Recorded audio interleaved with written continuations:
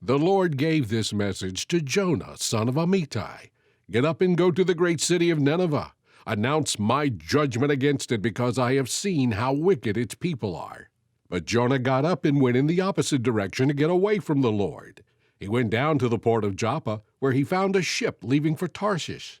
He bought a ticket and went on board, hoping to escape from the Lord by sailing to Tarshish.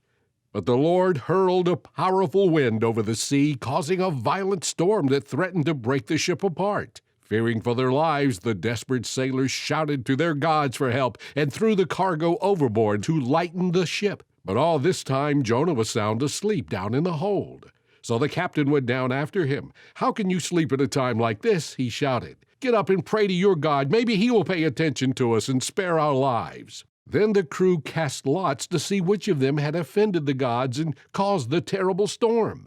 When they did this, the lots identified Jonah as the culprit. "Why has this awful storm come down on us?" they demanded.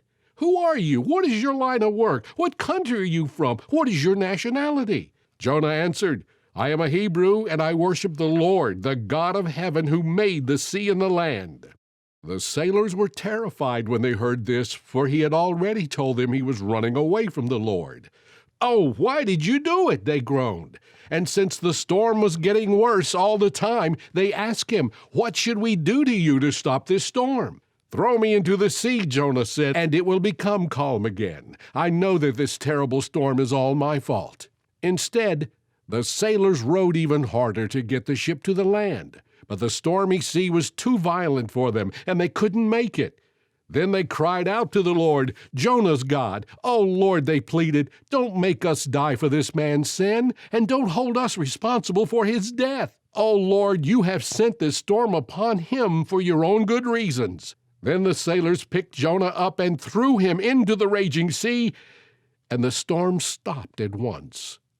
The sailors were awestruck by the Lord's great power, and they offered him a sacrifice and vowed to serve him.